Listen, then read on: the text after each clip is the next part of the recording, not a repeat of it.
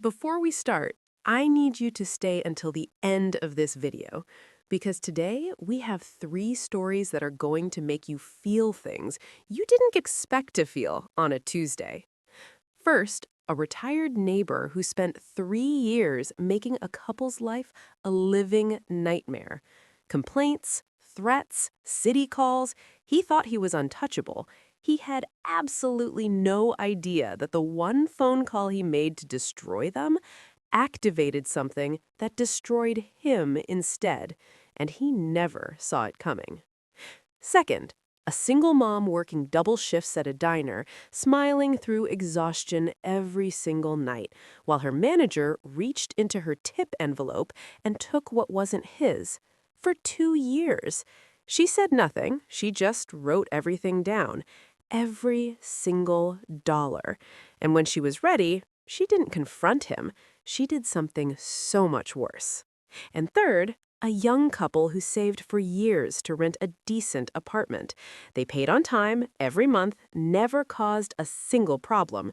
The day they moved out, their landlord kept their entire deposit, $2,800, and sent them fake damage photos as proof.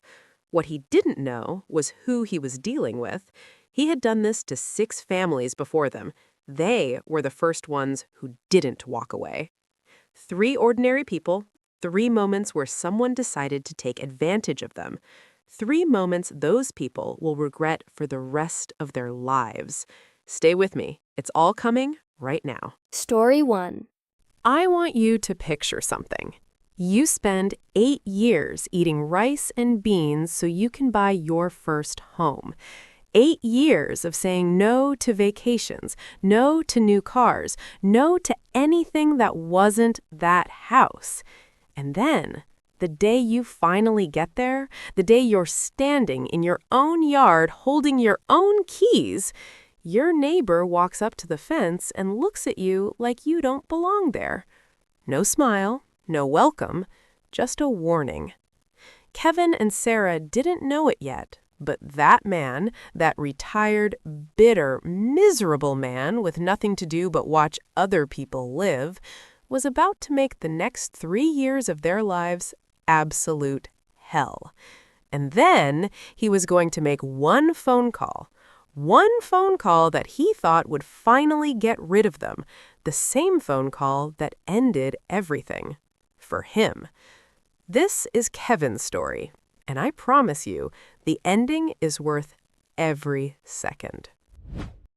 My name is Kevin, and in March of 2019, my wife Sarah and I did the thing every American dreams about since they're a kid. We bought our first home. It wasn't big.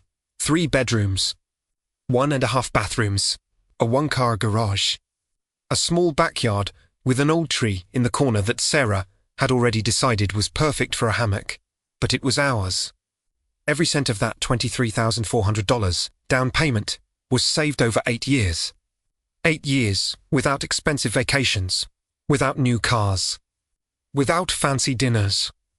Sarah worked as an administrative assistant during the day and tutored students 2 nights a week. I took overtime every time it came available. 8 years of quiet choices. The day we got the keys, in the parking lot of the title company, Sarah put her head down and cried. I pretended I didn't cry. I cried. We spent the first weekend assembling every piece of furniture ourselves. Sarah read the instructions.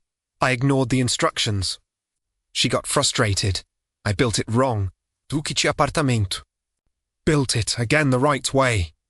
It was the best weekend of my life. The neighborhood was exactly what we had dreamed of.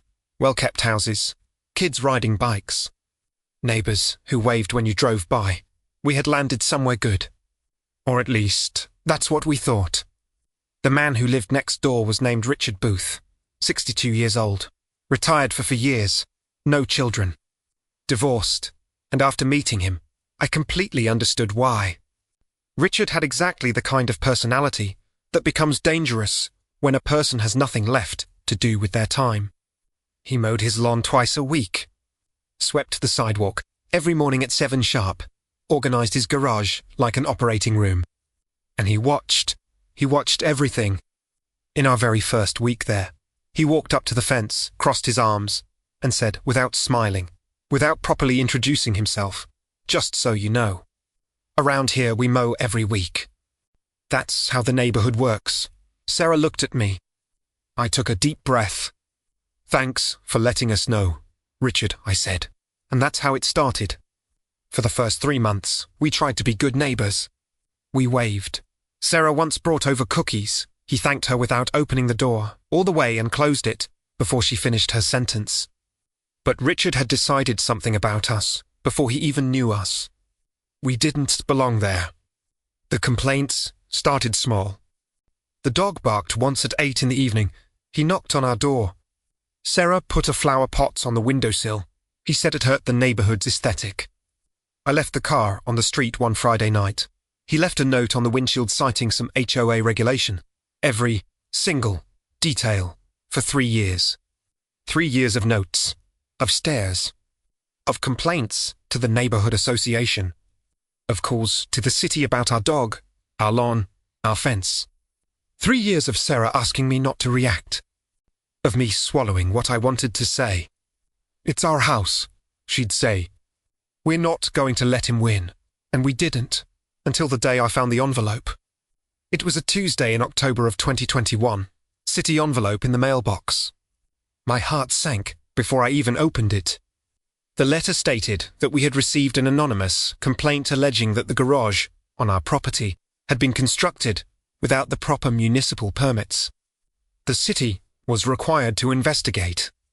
We had 30 days to present documentation, or we would face a fine of up to $4,200 and a possible demolition order. Demolition of the garage that was already there when we bought the house. Sarah read the letter 3 times without saying anything. Then she looked at me. "It was Richard," she said. It wasn't a question. That night I didn't sleep. I sat at the desk in the office with every document from the home purchase spread out in front of me.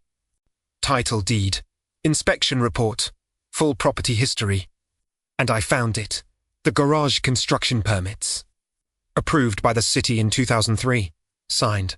Stamped. Completely legal. I breathed.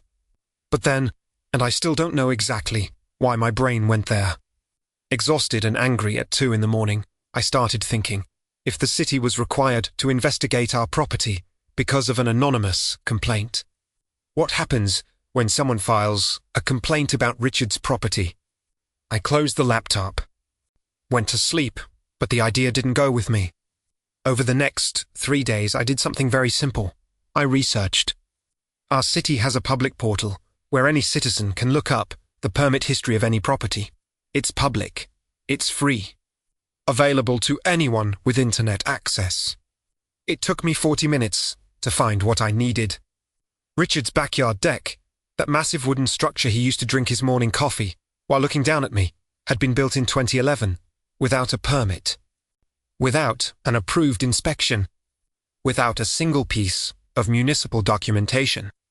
For 12 years, Richard Booth had been living with an illegal structure in his backyard. And he, with his own hands, had taught me exactly how to use the system. Picked up my phone Majdi call and a complaint. Exactly like he did to us.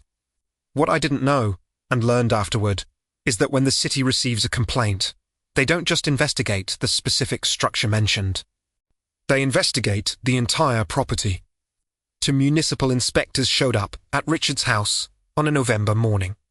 I was at the living room window when their car pulled up. I watched Richard come out his front door, with that posture of his arms crossed, chin up, the man who controlled everything on the block. I watched him talk to the inspectors. I watched the posture change. I watched the shoulders drop. I watched him look at the deck. I watched him look at the paperwork one of the inspectors was holding. And I watched, for the first time in 3 years, Richard Booth with nothing left to say. Richard's fine was $11,800, more than double what he tried to hit us with. But it wasn't just the fine. The city issued a compliance order. Richard had 90 days to obtain retroactive permits, hire a certified engineer for structural inspection, and pay all associated fees. The estimated total cost to legalize the deck, between $18,000 and $24,000. A deck he had built to drink coffee and looked down at me. I found out 3 weeks later, when I received a letter from the city confirming that our garage was fully compliant, case closed. No penalties, nothing. I filed the letter, put it in a clear plastic sleeve, and hung it on the garage wall, right across from where I park the car. Richard didn't have $18,000. I knew that not, because he told me. He would never talk to me about that. I knew because the sign appeared on his front lawn for months later. For sale. Sarah was watering plants on the porch when she saw it. She called me without saying anything, just pointed. We both stood there looking at it in silence for a moment. I didn't feel joy. I felt something stranger than that. I felt the weight of 3 years sliding off my shoulders all at once. Did you do something? Sarah asked me. I did what he taught me to do, I answered. She was quiet, then went inside to make coffee, and I stood there, on the porch of the house that took us 8 years to buy, looking at that sign, thinking that sometimes the world settles its accounts without you having to get your hands dirty. Richard sold the house 6 months later. We never found out where he went. Never asked. The new neighbors are a young couple with 2 small kids. In their first week there, Sarah brought over cookies. This time the door opened all the way. Kevin never confronted Richard, never shouted, never threatened, never made a scene. He simply used the same rules, the same system, the same city, and let the irony do the work, because that's what happens when you spend years trying to destroy someone who did nothing wrong. You build your own trap, brick by brick, call by call, note by note. And one day you wake up and it's there, waiting. Now, if you thought Richard went far, wait until you hear what's coming next, because the next story is about a woman who smiled at her boss every single day for 2 years, every day while he stole from her, every day while she wrote every cent down in a notebook. She wasn't enduring it. She was building the case. Don't go anywhere. Story 2. I want you to picture something. You're a single mom. You wake up at 6 every morning, get your kid ready for school, drop her off, and drive straight to a diner where you'll spend the next 8 hours on your feet, smiling, refilling coffee, carrying plates, taking orders from people who don't look at you when they talk to you. And at the end of every shift, every single shift, there's an envelope. Your tips, the money that people left because you showed up, because you smiled through exhaustion, because you made their Tuesday a little better. That envelope is yours. Except it wasn't. For 2 years, every time Monica walked to her car after a shift, there was a little less in that envelope than there should have been. A few dollars here, a few dollars there. Her manager called it redistribution, said it was policy. Monica didn't argue, didn't complain, didn't confront him. She just opened her purse, took out a small notebook, and wrote it down. Every single dollar. This is what 2 years of patience looks like when it finally runs out. My name is Monica Reyes. I'm 33 years old. I'm the mother of Isabella, who is 8. Her father left when she was 2. It wasn't dramatic. There was no big fight. He just faded. Less frequent calls, shorter visits, until one day he stopped completely. Isabella stopped asking about him when she was 5. That was the hardest day of my life. Harder than any double shift. Harder than any late bill. But we kept moving forward, because that's what we do. I had been working at the Riverside Diner for 4 years. Breakfast and lunch, Monday through Saturday. The place wasn't fancy. Formica tables, red vinyl chairs, the permanent smell of bacon and old coffee. But the customers were loyal, and I was good at my job. The tips were the difference between paying rent on time or not. For the first 3 years, everything worked the way it should. You work, you smile. Customers leave tips. You go home with the money you earned. Simple, fair. Then Gary came. Gary Simmons, new manager, mid-40s, hair too styled for a diner, a smile that never reached his eyes. In his first week, he gathered the whole staff and announced a new tip policy. From that point on, tips would be collected centrally and redistributed equally among the entire team, including kitchen staff and support personnel. "It's fairer for everyone," he said. Some people nodded. I stayed quiet because I had worked at places with tip pooling before. I know how it works when it's done right. And something about the way Gary said it didn't sound right. The first month, I thought I was imagining it. The envelopes came a little lighter than I expected, but I convinced myself it was normal variation. The second month, I started paying attention. I watched the tables, mentally calculated what customers were probably leaving, compared it to what arrived in the envelope.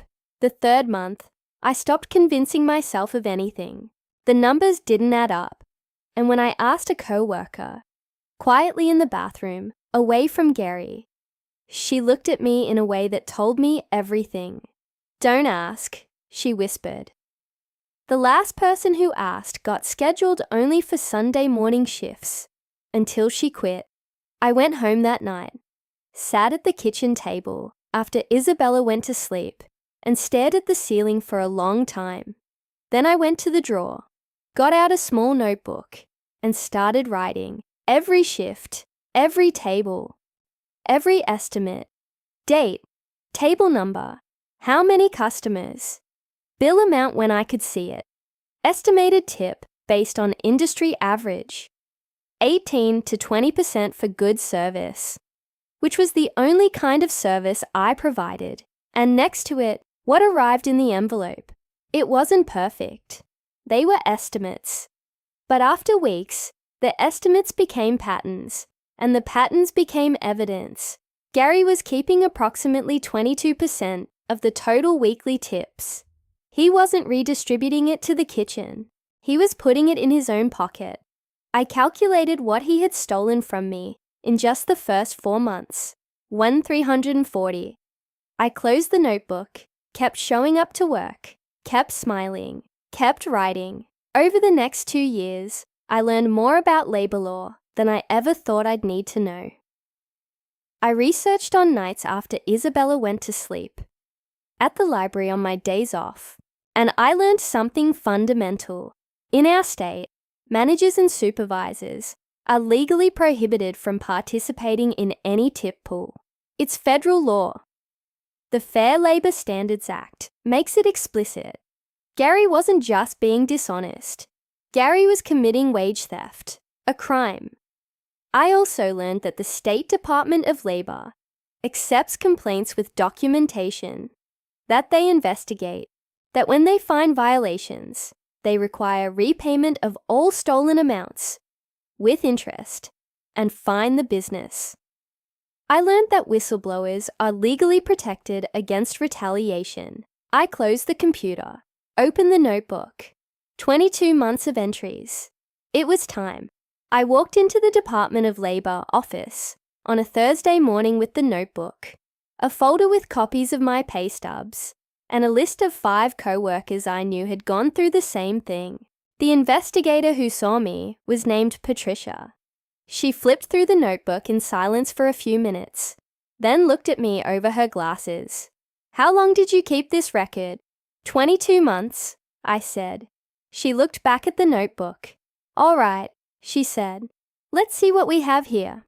The investigation took 11 weeks. Patricia and her team found that Gary had done this to 6 employees over 18 months.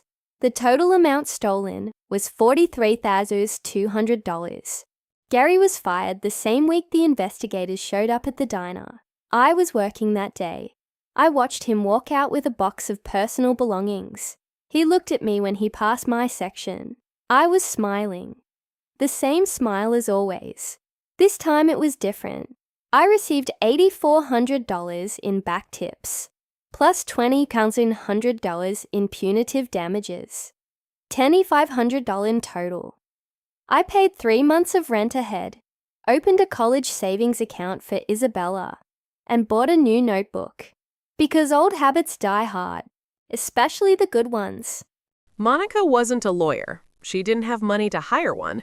She had a $3 notebook and the discipline to use it every night for 22 months. That was enough. Because here's what Gary never understood about the people he chose to steal from. He saw them as invisible, as disposable, as people who wouldn't fight back because they didn't know how. He mistook silence for weakness. There is no more expensive mistake than that.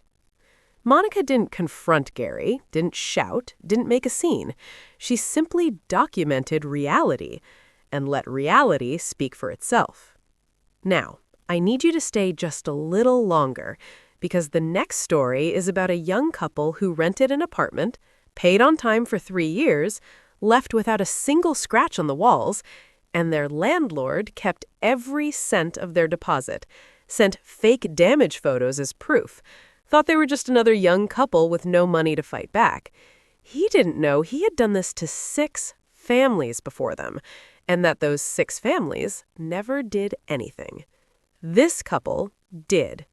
Stay with us. Story 3. I need you to understand something before this story starts.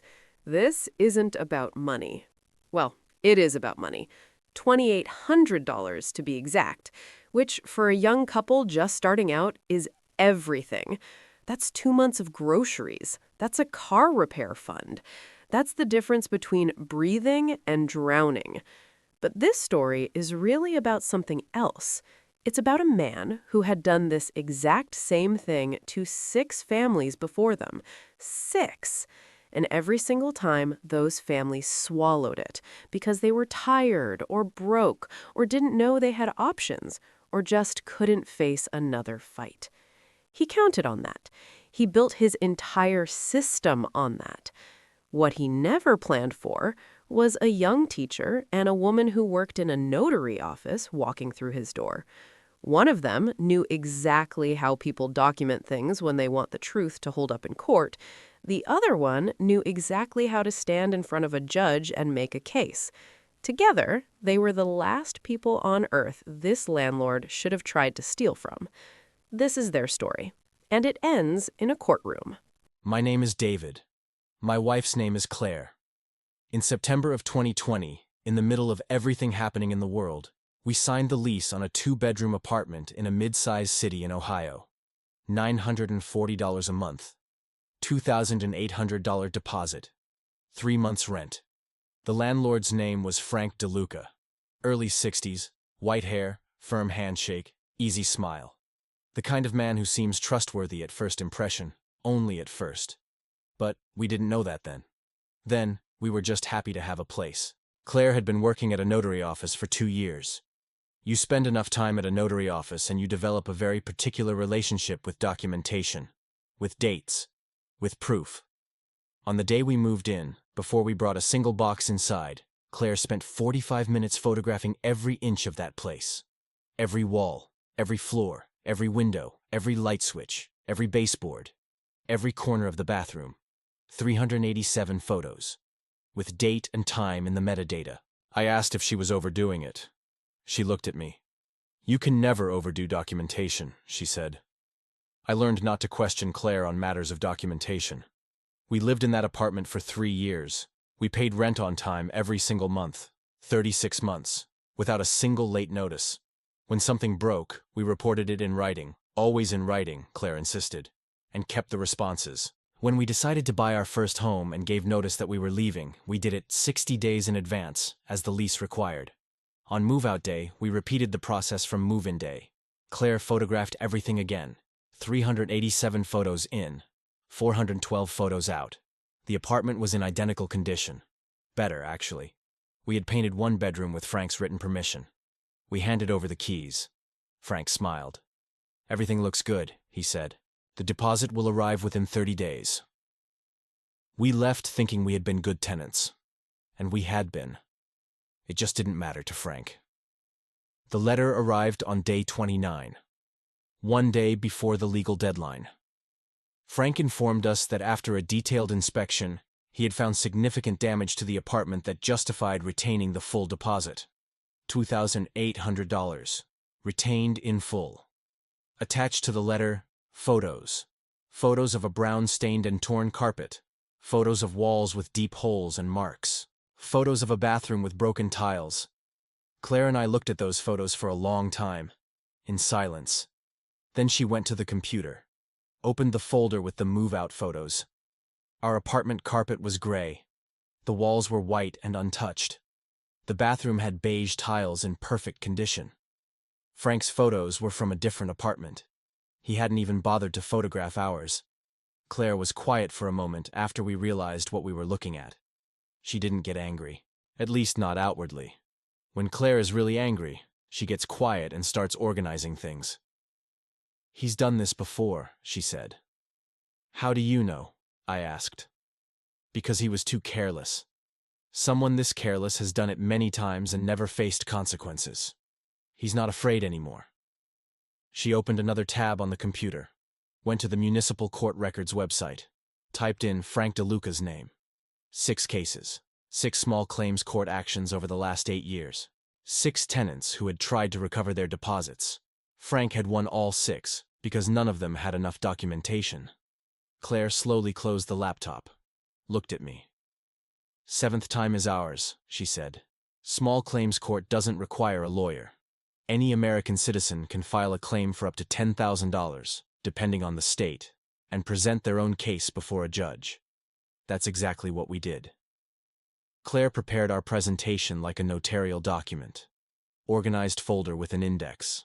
Move-in photos with printed metadata showing date and time. Move-out photos. All 36 rent receipts. Every written communication with Frank. The original lease. His letter with the fake photos. And a clear timeline showing that the photos he sent contained carpet of a different color, walls of a different color, and tiles of a different color from the apartment we had occupied. Frank arrived at the courthouse with a thin folder and a smile I recognized. The smile of someone who has done this before and knows how it ends. He didn't know this time was different. The judge's name was the Honorable James Whitfield. He examined Frank's photos first, then examined ours. He was silent for a moment that felt very long. Then he looked at Frank over his glasses. "Mr. DeLuca, the carpet in these photos is brown. The tenant's documentation clearly shows the apartment carpet was gray. Can you explain that discrepancy?" Frank opened his mouth, closed it, opened it again. "It may have been a lighting issue," he said. The judge looked at him for 3 full seconds without saying anything. 3 seconds that said everything. Judge Whitfield ordered immediate return of the full deposit, $2,800, plus double in penalties for wrongful retention proven with fraudulent documentation, $5,600 total, plus court costs. Frank DeLuca left the courthouse without a word. Claire and I sat there for a moment after the judge left. She looked at the document folder in her hand. 387 photos, she said. "Worth every single one," I answered. She nodded, and then we both finally breathed. But we didn't stop there. Claire researched the names of the 6 previous tenants who had sued Frank. She found 2 of them in local Facebook groups, reached out, told our story, shared our documentation as an example. We posted detailed reviews on Google, Yelp, and 2 local Facebook tenant groups, describing exactly what Frank had done, with the court ruling as public documentation. Within 3 months, Frank DeLuca couldn't rent out any of his 6 units. Not because anyone stopped him. Because people search before they sign a lease. And what they found when they searched his name left absolutely no doubt about who he was. Frank DeLuca did the same thing 7 times. The first 6 worked because people weren't prepared. They were tired, they were in a hurry to move on, they thought they had no way to win. On the 7th time, he found 2 people who had documented everything from day 1, not because they knew they'd need it, but because it was the right way to do things. And here's what I want you to take from this story. Document everything. Always. Not because you expect a fight, but because when the fight arrives without warning, you're already ready.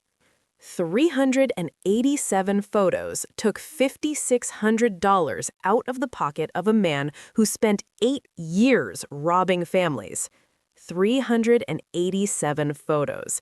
Now, if you made it this far, you deserve to know what's coming next week, because next week we have a story that will make these three look mild. A man fired on his daughter's birthday by text message after 12 years at the same company. And what he found on the work laptop before he returned it? Let's just say some people really should learn how to permanently delete files. Don't miss it. See you next week. Okay, I need a moment, because these three stories, Kevin, Monica, and Claire and David, they hit different when you put them together like this. On the surface, they look like three separate situations. A neighbor, a boss, a landlord, three different people doing three different things. But they're actually the same story told 3 times. It's the story of someone who looked at another person and thought, this one won't fight back. This one doesn't know how. This one will just take it and move on. And they were wrong. Every single time. What gets me about Kevin is the patience. 3 years. 3 years of Richard making his life miserable, and Kevin never once stooped to his level. Never. He waited. He learned the system. And when the moment came, he didn't even have to raise his voice. The city did it for him. That level of self-control is something most of us can only aspire to. Monica is the one that breaks my heart a little, in the best way. A single mom, double shifts, watching her tips disappear night after night, and instead of breaking down or blowing up, she goes home, puts her daughter to bed, and opens a notebook. Every night, for 22 months. I don't know about you, but that kind of quiet, relentless determination makes me want to be a better person. And Claire, oh, Claire, the woman who took 387 photos on move-in day just in case, who looked at fake damage photos from her landlord and didn't cry or panic. She opened a spreadsheet, found the court records, said 7th time is ours. If you are not taking notes on Claire right now, you should be. 3 ordinary people. No lawyers, no money, no connections. Just documentation, patience, and the absolute refusal to believe that being powerless was permanent. That's the thread running through all 3 of these stories. And honestly, it's the thread that runs through every story worth telling. Now, if these 3 got under your skin the way they got under mine, I promise you next week hits even harder. 12 years at the same company, fired by text on his daughter's birthday. And what he found on that work laptop before he returned it? Let's just say some people really should learn how to permanently delete files. Subscribe if you haven't, because you do not want to miss that one. See you next week.